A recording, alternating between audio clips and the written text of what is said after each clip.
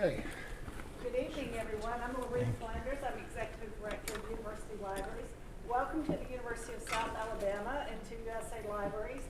This is Marx Library, and you've been upstairs in the Rodney Gallery of Art, which is endowed by Dr. Charles Bernard and Mary Elizabeth Rodney. And we're so appreciative to them for their endowment, which goes back about a decade now. It allows us to have shows and a reception and to have these wonderful exhibits. We have a wonderful performance tonight, but I'd like to recognize the folks who brought this exhibit together. About 5 years ago, Paula Webb, who's still upstairs clearing things, our communications librarian, up in conversations with Beth Petty, who owns the Hank Williams Museum, and this is her husband, Jeff. Beth, you said your father started the museum about 25 years ago. So what a dedication, work of love. And for Paula and Beth working together, they said, we're going to bring all sorts of Hank Williams things. And I was amazed and delighted and surprised last Friday when they rolled up with an SUV full of things and Hank's Cadillac. So, thank you so much for doing this. It's certainly wonderful.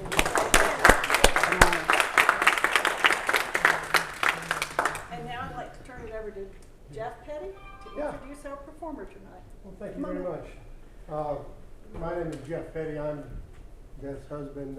Beth's father, my father-in-law, Cecil Jackson, started the museum. Next February, we'll be celebrating 25 years. On a handshake deal with Hank Williams Jr., the Cadillac and many of Hank's personal items came to us in 1999. Beth quit her job at a doctor's office to come run it for Cecil, her father, and it's been that way ever since.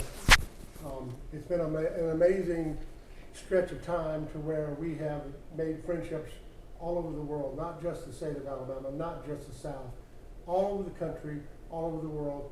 People come to our museum because of the great efforts of Beth, and the people that come to the museum now are astonished by the amazing things that we have. And we used to have to seek those things out, but now things come to us. We've gotten so renowned, I guess you could say it, if I can use that word, that people bring us things and say, this used to belong to Hank Williams, and we'll check it out to make sure it happens. But I'd like to first, before we get any further than that, thank the University of South Alabama for this evening and for this display.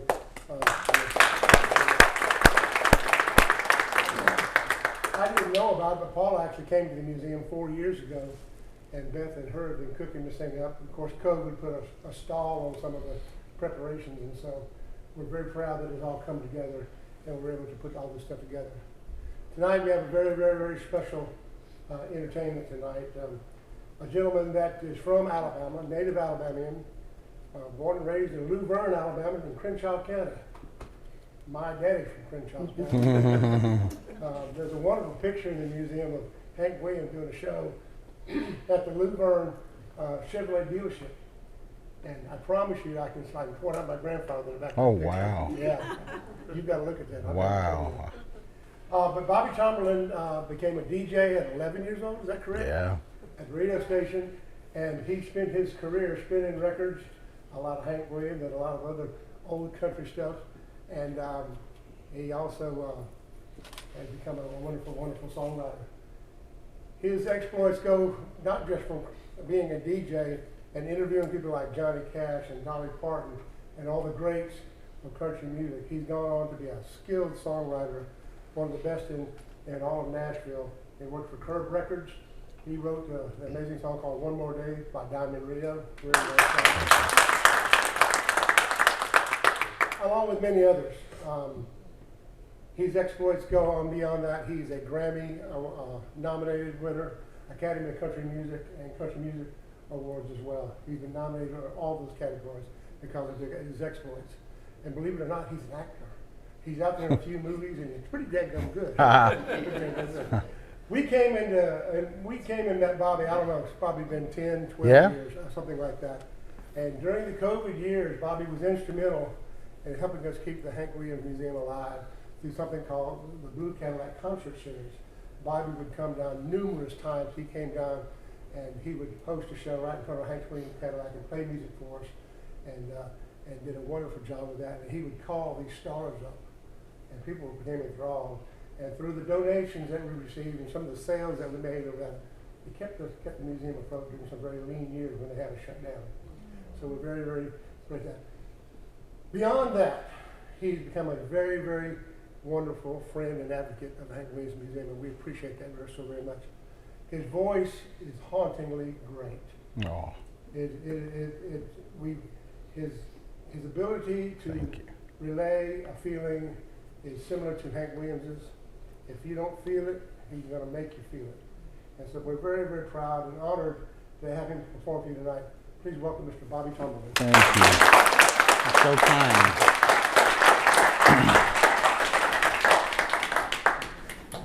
Whoop, can you help me out here? Let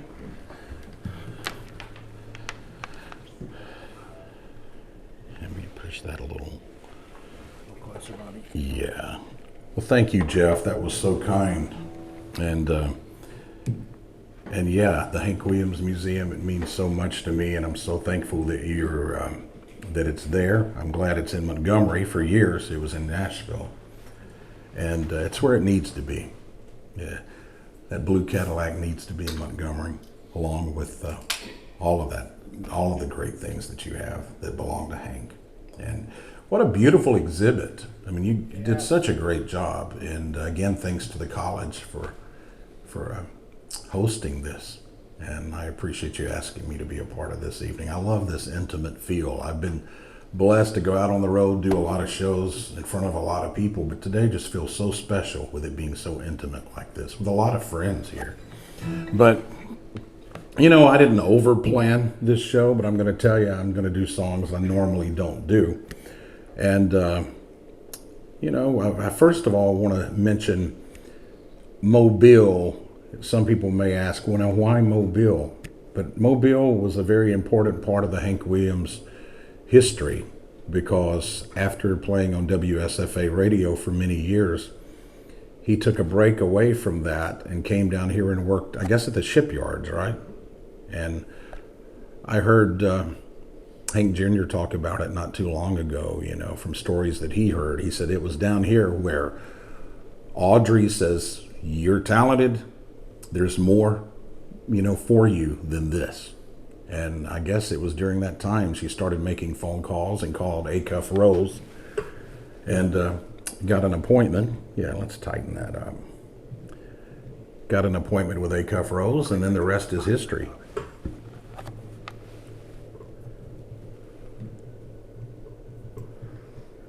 Okay. Doing surgery on the mic stand. Okay. All right. Well, anyway, I'm going to... Whoop. Still need it up. I don't want to do this with this video. You know, all you'll see is the hat. Need it in there.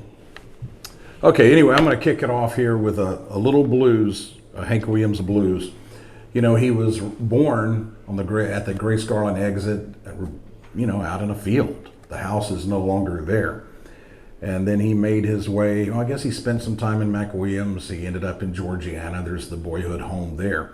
And it was in Georgiana, in Greenville, I guess, where he met Rufus Payne. And Rufus's nickname was T-Tot, a blues musician who gave Hank guitar lessons. And I guess Hank would shine shoes and sell peanuts on the street and play the blues with T-Tot. And that was a very important time, because the future of country music was about to change. Because at that point, you had Ernest Tubb and that Texas sound. You had Roy Acuff and the East Tennessee mountain sound. But when T-Tot and Hank met, well, it changed everything. And I'm going to do a little Hank Williams blues for you right now.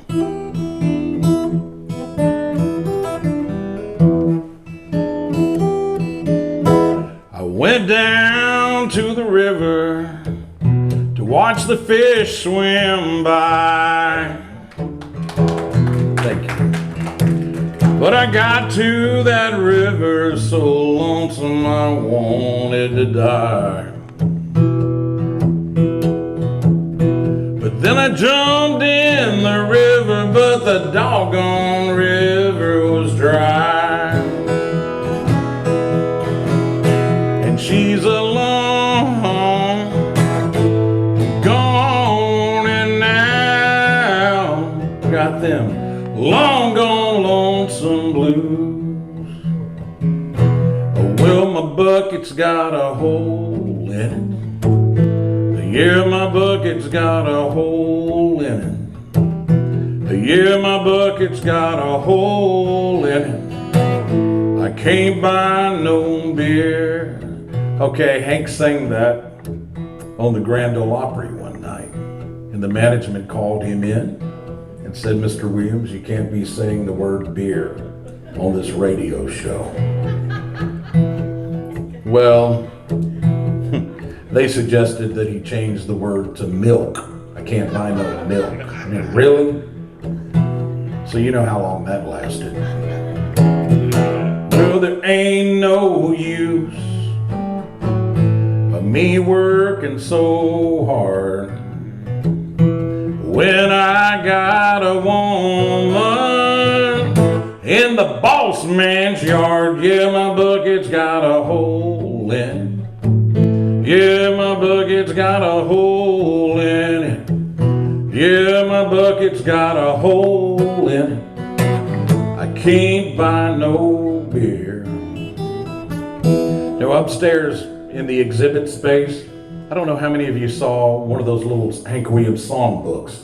It's only about that big, very small. But during his first performances down in South Alabama, he would sell those books for 35 cents. And the pages just very simply typed. And it was songs like, you know, songs that became hits, like Honky Tonkin'. But in that book, it's called Honky Tonky. There was another one during that time, I Don't Care If Tomorrow Never Comes, also Honky Tonk Blues, but at that time it was called the Backache Blues. Well, I left my home down on the rural route. I told my pa I'm going stepping out, get the honky tonk blues. Yeah, the honky tonk blues. Well, Lord, I've got 'em. I got the honky tonk blues. Well, I stopped into every place in town. The city lights have got me down. Got the honky tonk blues. Yeah, the honky tonk blues. Well, Lord, I've got 'em. I've got the honky tonk blues.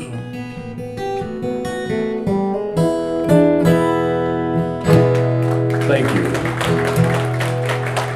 So Hank, well, you know, worked at WSFA radio, did an early morning radio show on and off for almost 10 years. And I tell people all the time, he wasn't in Nashville that long. For some reason, everybody thinks, oh, there's so much Hank Williams history in Nashville. Well, sure, the house on Franklin Road where he and Audrey lived, the Ryman, where the Opry was during that time, the Ernest Tubb record shop where he played the Midnight Jamboree, but there's not many places still standing.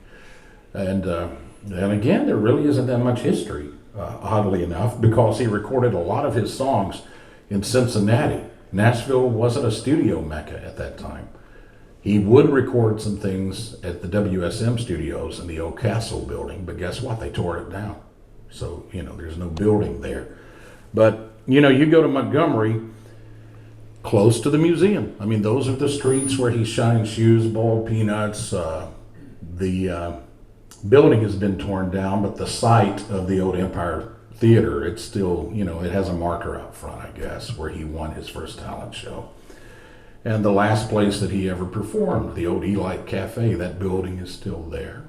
And of course the City Auditorium, where he would open shows for Roy Acuff and Bill Monroe, and that's where the funeral was held. So a lot of history there in Montgomery. And on WSFA, he would sing a lot of songs that became future legendary hits. And he had released, let me think, Beth, you know, like Honky Tonkin', 6 More Miles to the Graveyard. And they did pretty well, but when he released Moving On Over, that changed everything. And a lot of people say that's the beginning of rockabilly. Because if you think about it, I came in last night about 10:30. Think about Rock Around the Clock, you know. When the clock strikes one, you know, think about that. I came in last night, 10:30. The baby of mine wouldn't let me in. I said to move it on over. I said to move it on over. I move over, little dog, the big dog's moving in. Well, she warned me once, warned me twice, but I don't take no one's advice, so pack it on over. I said to move it on over. Move over, little dog, the big dog's moving in. So at that point, it wasn't long till he went to Shreveport, Louisiana, and became a member of the Louisiana Hayride. They call that the Cradle of the Stars. It's where so many legendary people would go. It had a great radio signal. People like George Jones started there, Lefty Frizzell, the Browns, Elvis, he started there. Johnny Horton, I mean, the list goes on and on and on. But, you know, it didn't take long. Once he recorded Lovesick Blues, he was invited to become a member of the Grand Ole Opry. And then everything happened so quick. I mean, he moved to Nashville. He and Audrey, Hank Jr. was 1 week old. Moved to Nashville, and then next thing you know, he's touring Germany with little Jimmy Dickens and Roy Acuff. He's on the road. I mean, there was no telling how many dates during the year. So again, he wasn't in Nashville that much. He would, you know, hurry back home, do the Opry, and then back on the road again. But, you know, just, again, it blows me away how much history was made with this guy in such a short period of time. I want to take some time out here and,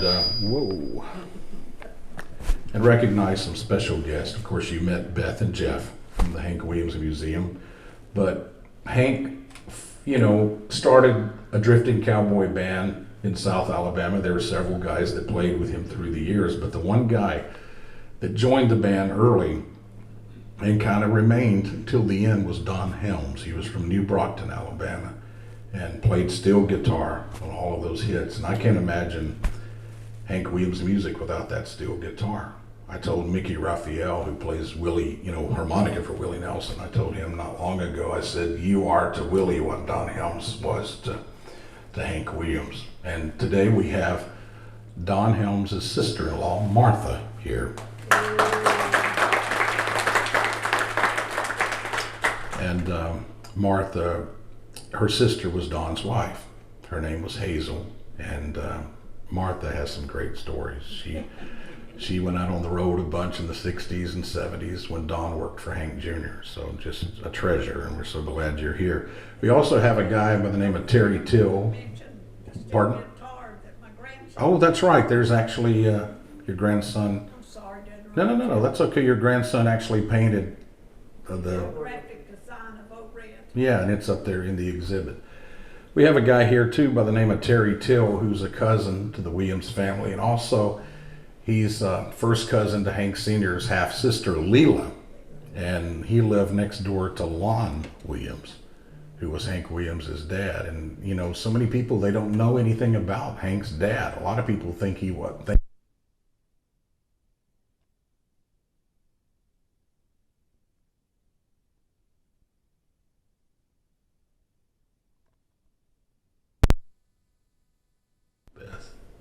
I'm sorry, what was the question? Where Lon, Hank's dad, he was in one of those towns, in a Gulfport maybe, in a hospital from injuries from the war. But anyway, one day he came back to and eventually made his way back home, and he married again. And so Terry actually was raised, you know, and for almost 20 years, got to know him and would be with him at the house, and they would go on trips together. So it's been really fascinating hearing more about Hank Williams' dad through Terry. We also have Mary Adams here. Yeah, let's hear it for Terry. Mary Adams from the Troy area, who was friends with a lot of Audrey's family and knew her mom and dad and sister, and knew Hank Jr. when he was young, and has some great stories. And also great to have John, Mike, and Stephanie from WTBF Radio in Troy, Alabama. And Dwayne Smith, who traveled 15 hours to get here.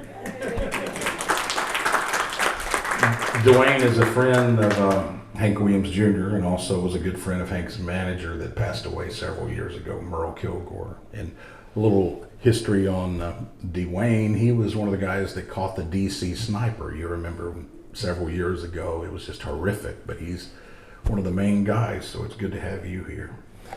All right.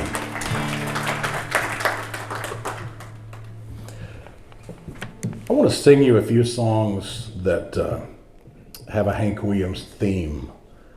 I can't remember a time. This gentleman here, he interviewed me earlier today, and he said, when did that influence start?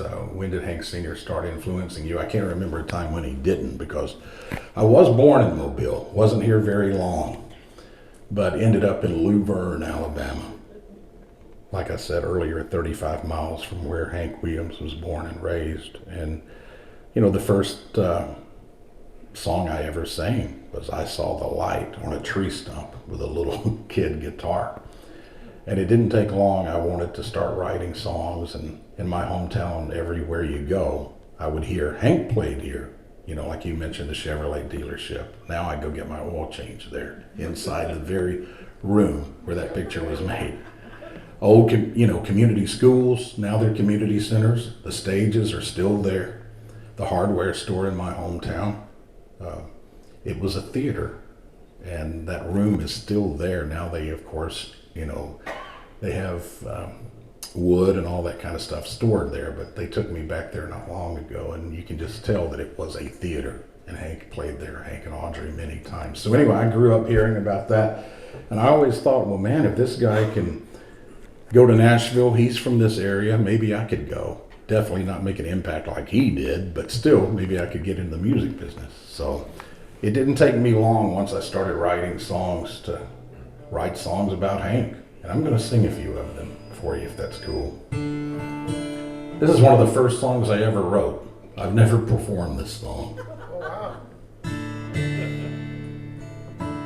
And I'm not sure if it's really that good. But it was one of my first songs. Wrote it with a guy by the name of Billy Henderson, who's written many hits. Well, I've been caught out in the Montgomery rain with nothing but the blues to my name, listening to the lonesome sound of a midnight train. That old wine reminds me of Hank.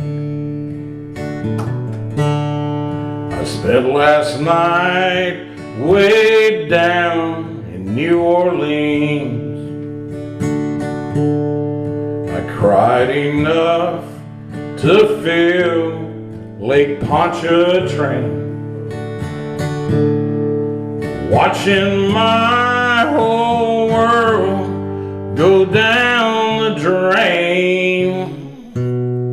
These weary times, they remind me of Hank. That reminds me of Hank. Well, I'm so lonesome I could cry, and I'll never get out of this world alive. Well, I'm as broke as my heart. You can take that to the bank. Well, I just saw a falling star, and that reminds me of Hank. I just saw a falling star, and that reminds me of Hank. Maybe I'll start playing that one.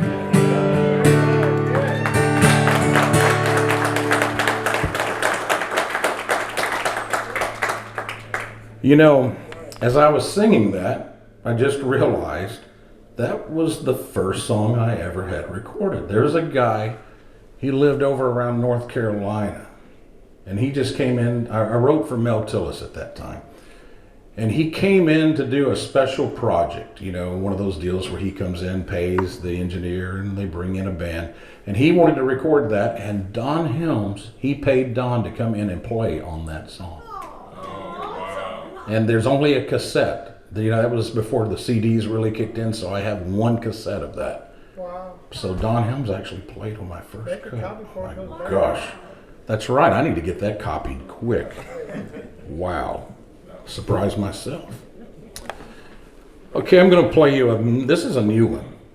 I wrote this, well, actually, it's not that old. I mean, I wrote this during the pandemic, in the beginning of the pandemic, with a guy by the name of Buddy Cannon. Buddy Cannon produces Willie Nelson, Kenny Chesney, Alison Krauss, Jamie Johnson. And he and I just, in the last few years, we've just gotten closer and closer, and his wife's a great friend of mine. And he had this idea, and he called me and he says, man, I think you're the one I need to write this song with. And when he shared it with me, I'm like, I would love to work on this. And we kind of forgot about it. I think I may have sang it one time, actually, during the Blue Cadillac series, and that's the only time. And he called me the other day and he says, man, I think I'm going to send this to Willie. And it was at 10 minutes. He sent me a screenshot back where he had sent the song to Willie, and Willie says, hey, go in and cut a track on that. I want to record this song. So it's going to be really cool having Willie sing a song about Hank and his guitar.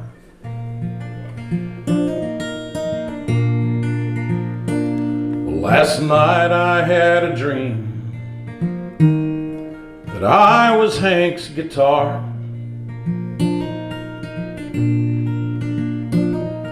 He held me close against his chest, and he wrote your cheating heart. He drank a lot of whiskey as he wrote down all that pain.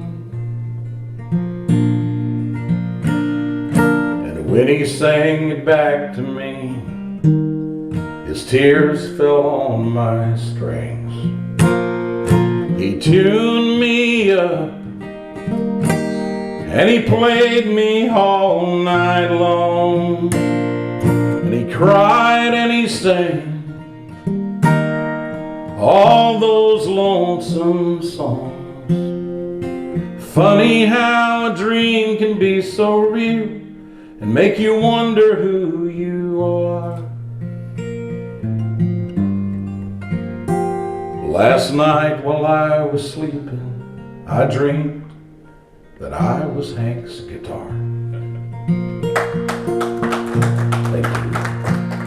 Well, then he put me in my case, and we got into that blue Cadillac. And when we pulled out of Montgomery, I had a feeling he wouldn't be coming back.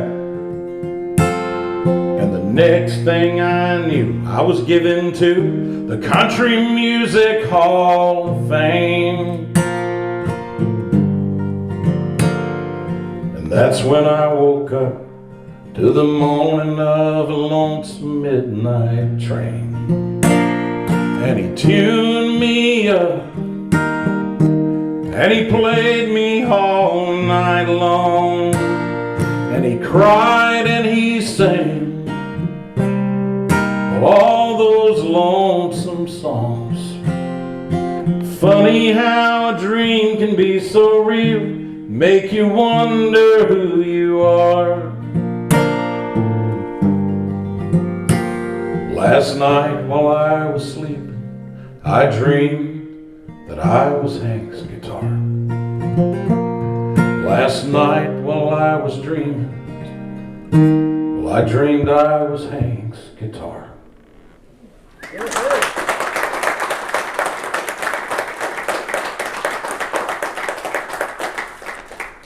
Thank you. The next one I'm going to do, Jeff loves this song. And you know, this has a really interesting story. Little Jimmy Dickens was like a little granddad to me. I was really close with him. And the last couple of years of his life, I would drive him to the Grand Ole Opry. He didn't drive any longer. And I remember the last time I took him to the Opry, we were just driving down the road, and he looked at me and he says, "Bobby, you don't know about missing someone until you've missed someone for so many years." He says, "I miss Hank Williams today as much as I did the beginning of 1953. And he passed away just a few days after that. But to rewind a little bit, at one of little Jimmy's birthday parties, there was a lot of artists there, and over in the corner was Country Music Hall of Fame member Carl Smith. I had never met Carl. Loved his music. He was one of the biggest stars of the 50s. And he retired in the 70s and no longer sang, wouldn't even do any kind of interviews or anything. You just didn't see Carl Smith. He stayed at his farm. But he was sitting over there in a corner, so I walked over and introduced myself, and he asked, "Where are you from?" I said, "I'm from South Alabama." He said, "Hank Williams country?" I said, "Yes." And he started telling me Hank Williams stories. Carl was married to June Carter before she got with Johnny. And Carl and June were good friends with Hank and Audrey. And Carl started telling me this story. He said when Hank and Audrey divorced, he said everywhere we would go, he would hang out with him and June. He said he would see Audrey, and it wouldn't be her, but in his mind, he just knew it was Audrey. He said at a ball game one day, he saw this lady in the stands, and he said, "Oh, there's Audrey." And he said he shot down the steps and walked up to this lady, and it wasn't Audrey. He said they were driving on Franklin Road in Nashville one day, and he said, "Stop the car." He said, "There's Audrey." And he said he got out of the car and, ran up to this lady, and it wasn't her.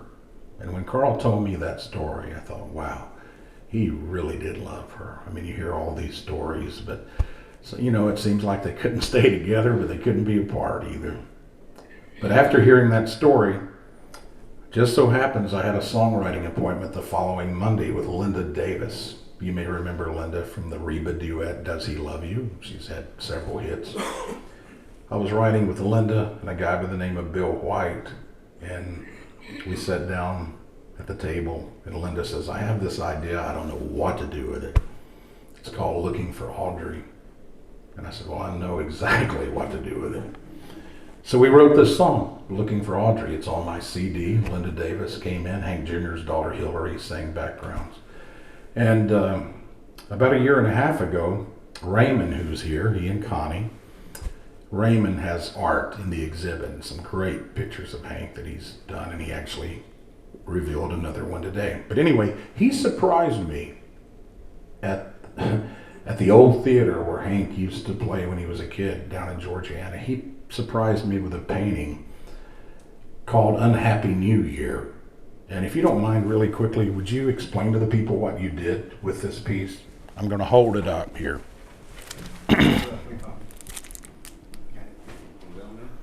Yeah, would you hold it up while I'm changing? I really feel like this needs to be shown. I mean, it's up there in the exhibit, but I want you to actually know what you're looking at. All right. So you want me to just go through it? Absolutely. Well, not the whole thing, Okay. but So in the song, it talks about, Hank poured out of the back of a blue Cadillac, and long, tall, and lean, a white cowboy hat. He pulled up a stool at the bar and said, "I'm looking for Audrey." Well, here's a picture of Hank and Audrey here. It was New Year's Eve, 1952, and we all know what happened the next morning. Hank passed away, and so this is called Unhappy New Year to signify that if the very last thing Hank would be doing on his last day here, he'd be looking for Audrey. And when I heard the song from Bobby, it's what gave me the idea to paint this. I never heard something that hit me so hard like that about Hank, and this song hit me that way. And so it inspired me to do the whole piece, and I tried to get every part of it, and I did try to capture the sadness, that he would be feeling in his eyes there. You know, here's the coat that he took off. Even it has a somber tone. Everything has sort of a somber tone to it because it's what it is. And you know, I'm not going to say the whole thing because then I'll give the song away. So, but that's the whole gist of it, is to you know, say that Hank loved her so much. Who's the bartender? The bartender is Bobby, and this is Bobby's place that where this is all taking place at, and he's stopping in to visit Bobby because him and Bobby were close, and it shows here that he has the map of the lost highway out. He's got some money in his hand, and he's got a letter that Audrey had wrote him asking him to slow down on the drinking so I can get things together. And so there's several cigarettes in the ashtray, still going while one's in his lip. His foot's rocking up against the banister there. One's lifting because he's very restless and wondering where she's at. And so he's got money ready to tip Bobby, as if Bobby don't know where she's at, he's out of there, and he's going to go find her at a different spot. And Bobby's there to comfort him, pouring him a drink right there, and Hank wasn't worried about the drink. He just kept saying he's looking for Audrey. And so that's what that's about. And these prints are for sale. And actually, he has this one this evening if anyone's interested. And otherwise, you can find him on social media, Raymond Rivera. They're at the museum. Oh, they're at the museum. Yes. Okay, Yeah. sure. And you can find me on social media, but for these prints, they're at the museum. Yeah, but every line of the song, I mean, he captured every line of this. And thank you so much, Bobby, Raymond. appreciate you. Out of any, you know, it's one of the most special gifts I've ever received. Appreciate you, brother.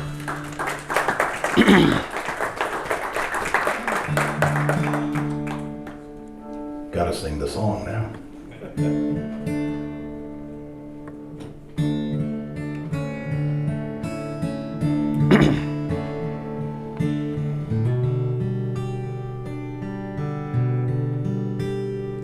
He poured out of the back of a blue Cadillac, long, tall, and lean, a white cowboy hat. Pulled up a stool at the bar, said, I'm looking for Audrey.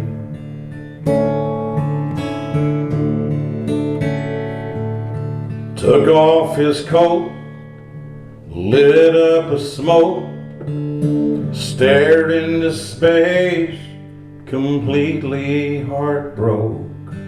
And I said, what do you have? He said, I'm looking for Audrey.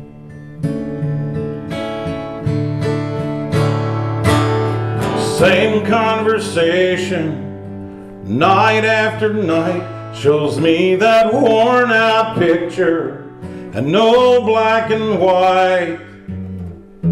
That's the love of my life, and I'm looking for Audrey.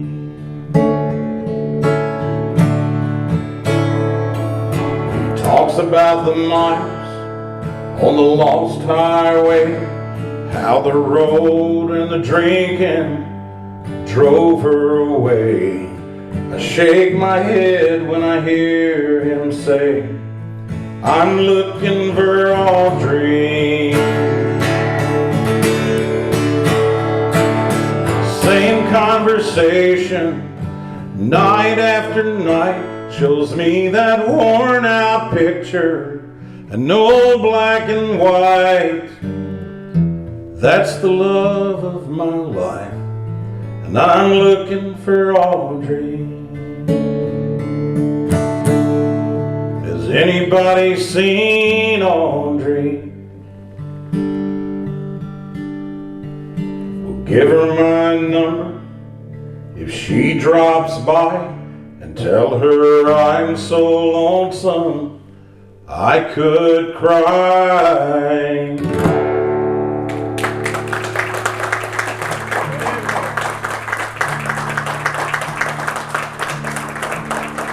Thank you. Thanks, Raymond. That was really special. Well, I've been blessed, you know, it's you know, from the very beginning, I was working in radio at 11 years old, and the very first week that I went to work at the radio station, Hank's cousin Edna, her mother was Lily's sister, so a first cousin, Edna, stopped by the radio station very randomly and brought me a milkshake. And at that point, through the time I graduated, she would come by every week, she and her husband. And she took me to Montgomery. I met cousins, band members. I met Merle Kilgore. And at that point, it was just like, get ready for the Hank ride. And it hasn't stopped. I've been blessed, to know Don. Love that man. Went to a couple of his fish fries, and I've been able to work with Hank's grandkids, Holly, Hillary, and Sam. And actually recently wrote a song with Hank Williams Jr., which totally caught me off guard because he doesn't write songs with people. And it was kind of funny. He came in the office, he said, somebody mentioned I need to show you this song I've been working on, and I need to get Bobby to work on it. And I thought he meant Kid Rock, because that's Kid Rock's name, Bobby. And I said, well, you don't need a co-writer. And he looked at me really funny. And then I thought about it. I thought, surely he wasn't talking about me. So I said, where's that song? And he went and got it out of his briefcase. And he had some amazing lines. And I ended up taking that, and I worked on it, and I took it back, and he loved it. So hopefully he's going to record it one day. And it'll happen when I'm not expecting it. That's the way it works with him, that way. I'll be the last one to know. But another person I met was Charles Carr. In case you don't know who Charles Carr is, he's the guy who drove Hank Williams on his last ride. How old was Charles at that time? Was he 17? How old? 18 years old. He was a college student at Auburn and was home during the Christmas break and needed to make a little extra money. Hank asked several people, I guess, to go out and drive him on that trip, but nobody was available, so he asked Charles Carr, and I guess it was $400 he was going to pay him. I'm not sure the exact amount. Charles's daddy was Pitt's Carr. Okay. Pitt's Carr owned the Liberty Taxi Service in Montgomery, the only taxi service in Montgomery. And Pitt would take Hank Williams anywhere he wanted to go around town because he was Hank Williams. So Hank had approached Pitt's car and said, I need a driver. And Pitt said, well, what about Charles? Okay. Yeah. Well, you guys asked me what I sing at Charles Carr's funeral, Yes. which was, here's a guy, he's 18. Hank Williams dies in the back of a blue Cadillac that he's driving, and how do you ever get past that? He spent his whole life, people, oh, there's the guy that drove Hank Williams. And I got to meet him about a year before he passed, and he shared some great stories with me about that last ride. It wasn't all sad. I mean, he talked about, going to a barber shop in Fort Payne, and he said, I'll never forget, it was one of those barber shops where you could look in, people could see from the outside, and there's Hank in the barber chair, and people were all looking in. And he talked about stopping at a little cafe in Chattanooga, and he said he tipped this girl $50. And you've got to think, 1952, I mean, that's a huge tip now, but especially back then. And he asked her, he said, have you ever had a big tip before? And she said, yeah. And he said, how much? He asked how much. She said, $25. And he said, who gave that to you? And she said, you did, Mr. Williams. So he had been there before. But anyway, it was just such an honor to get to meet Mr. Carr. Like I said, I only met him one time, but he felt, comfortable enough to share some stories with me, and I'll be forever grateful for that experience. So when Beth asked me to sing at the funeral, naturally I did, and I remember I sang House of Gold, one of the old gospel songs by Hank Sr. And so I go back to Nashville. I'll never forget that Monday, and I was riding with Larry Gatlin, the Gatlin brothers. And Larry says, what did you do this weekend? I said, well, I sang at the funeral of the guy who drove Hank Williams on his last ride. And he said, tell me the story. And I told him the story, and in about, maybe 30 minutes, we wrote this song.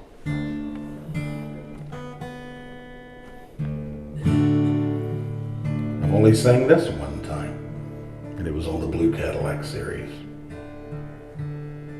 Believe it or not, my name is Charles Carr, They paid me $400 to drive Hank Williams' car to that country show up in Ohio.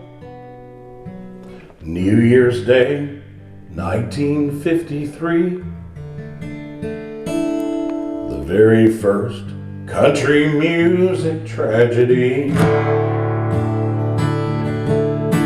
I took my place behind the wheel, and Hank climbed in the back. We hightailed it out of Montgomery in that light blue Cadillac. And all the folks up in Ohio were looking forward to the show and the coming year. But old Hank had a feeling he wasn't long for here. Well, old Hank was right that night. His heart just stopped in West Virginia. What in the hell was an 18-year-old boy supposed to do? I sure wasn't Jesus. I couldn't heal the worn-out heart that wrote, I can't help it if I'm still in love with you. I headed back to Alabama in that light blue Cadillac. Lord knows, after all, somebody had to drive it back. And on that lonesome road with the radio on, I was listening to Mr. Williams sing me back to the biggest funeral Montgomery has ever seen. Oh, Hank was right that night. His heart just stopped in West Virginia. What in the hell was an 18-year-old boy supposed to do? I sure wasn't Jesus. I couldn't heal the worn-out heart that wrote, I can't help it if I'm still in love with you. Today I passed you on the street, and my heart fell at your feet. I can't help it if I'm still in love with you. Believe it or not, my name is Charles Carr. They paid me $400 to drive Hank Williams' car.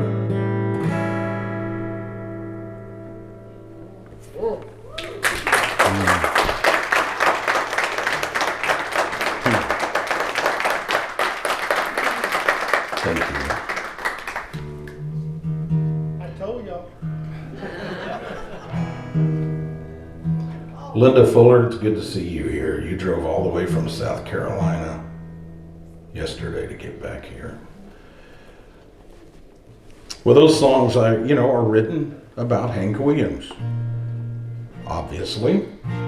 But another thing I've done through the years, and I know we don't have much more time, but I've written a lot of songs where, of course, I put the name Hank Williams in the song. A lot of people do that. I want you to hear a brand new song I just wrote about a month ago about the guy who introduced me to Hank Williams' music, and that was my Uncle Robert. And this song really doesn't need any explanation. It tells the story. I lost my Uncle Robert a couple of years ago, and about a month ago this song just fell out about 2 o'clock in the morning.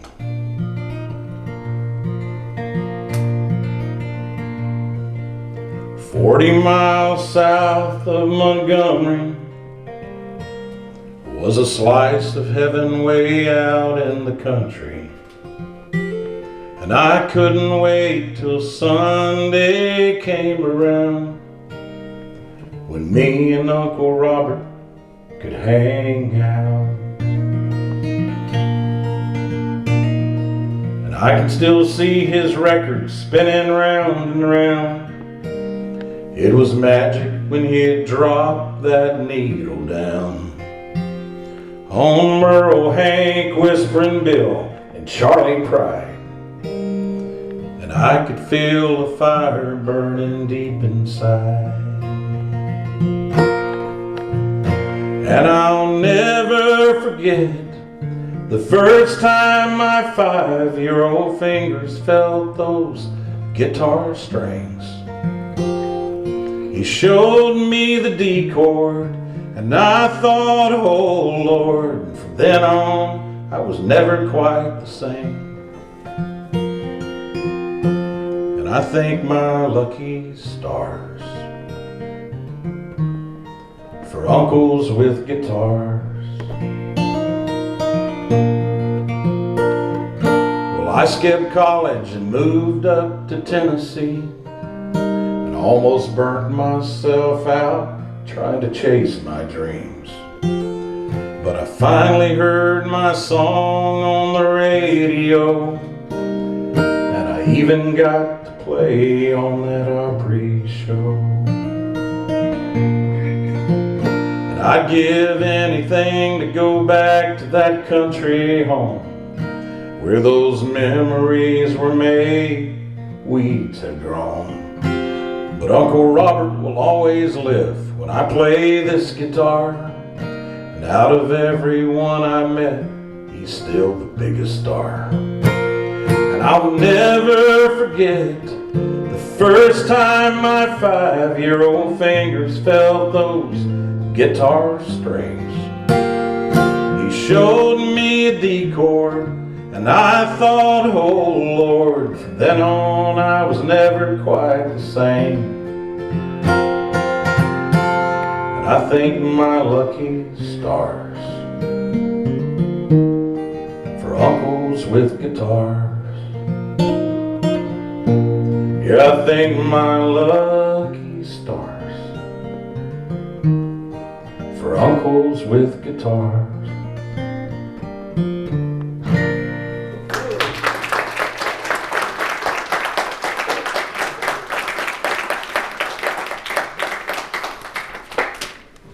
Well, we're about to run out of time.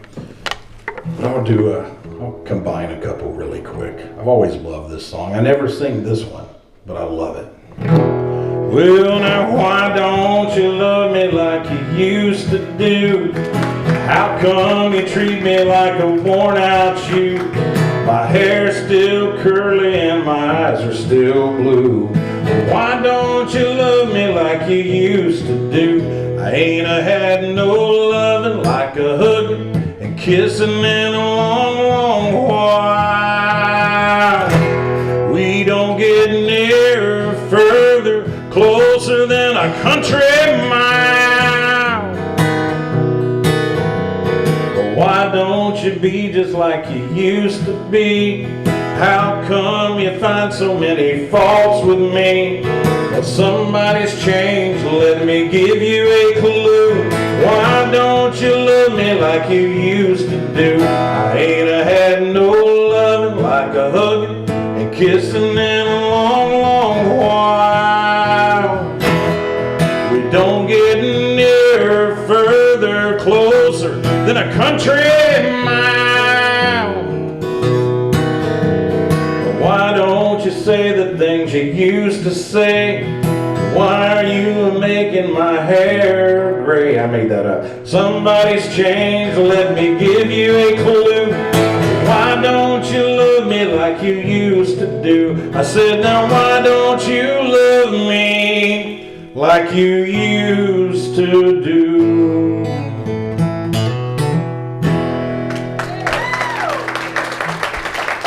Thank you so much. You guys have been great. God, this hour just flew by. Now, there's a lady back there. Now, you're originally from the McWilliams area too, right? Where did you go? Oh, you're back there. What was your name again? Angie. Angie? And what's the story? Your My dad grew up at Williams, Caledonia, and he knew Hank. They used to spend some time at my Aunt Pearl's boarding house and 17 bedrooms right there in that room. So, Wow. yeah, and then Mr. Lonnie remembers seeing him sitting on his porch by a big Coca-Cola sign that had boyhood home of Hank Williams. Wow. Yeah, his half-sister, Interbud, is that her name? Interbud? Yeah, her name, yeah. When we would go visit my granddad, she would babysit me. And when I was born, they gave me a little package of, the silverware, the spoon and the knife and the fork. And I still have the spoon. Wow. Well, we're so glad you're here today. Where do you live now? I live in Fairhope. In Fairhope. Beautiful Fairhope. Well, again, thanks to each and every one of you for coming. This has been so special. It's meant a lot to me, and it's so wonderful just to be a small part of this 100th birthday celebration. And thank you, Beth, for that. Thank you for asking. And we can't end the evening without mentioning Hank Williams' love for gospel music. A lot of people don't realize, but he wrote dozens and dozens of gospel songs. And of course, this is the most famous one, and I thought this would be a great one to close with, and everybody could sing along. And before I do, thank you to this gentleman right here. Yeah. He has done a great job. It didn't take long to set everything up. Sorry I'm so high maintenance with the mic stand. I think that mic stand is what it's like. And again, remember, Raymond has those prints and other prints at the Hank Williams Museum. I have some CDs if anyone's interested. And they can still go check out the exhibit tonight, right? If somebody wants to go back upstairs. Is that right? And it's going to be here through the end of October. Is that right? That's right. Okay. And thank you for all of your help too as well. We talked about you in the beginning, but really appreciate you just being so put together, some great interviews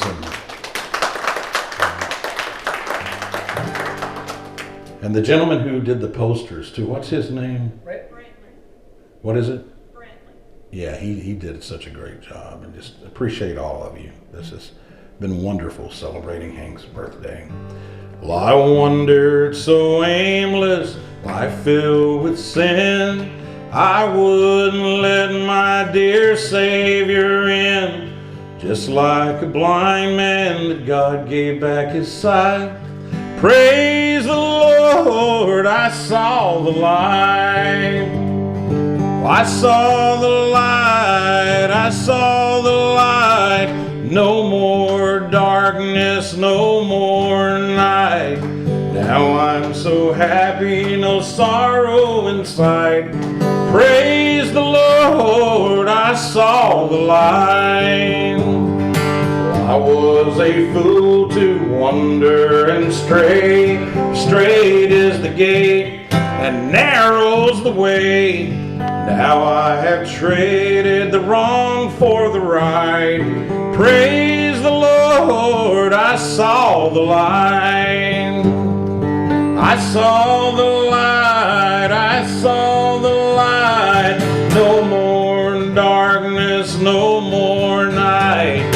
Now I'm so happy, no sorrow in sight. Praise the Lord, I saw the light. Okay, I want you guys to close out the evening. You sing it, okay? 1, 2, 3, and... I saw the light, I saw the light. No more darkness, no more night. Now I'm so happy, no sorrow inside. Praise the Lord, I saw the light. There you go. Can't beat that. Give yourselves a hand. Thank you so much. Bobby Tomberlin.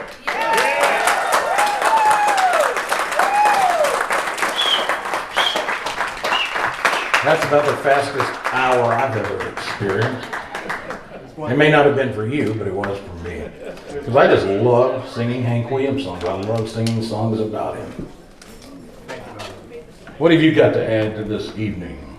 Well, before you leave, you a little gift. Oh my gosh, look at that. 100 years of Hank coffee mug. To remember this evening.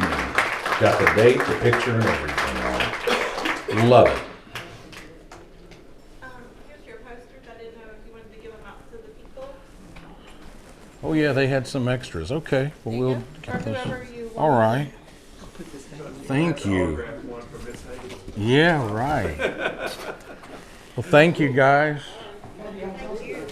You know that song, the Charles.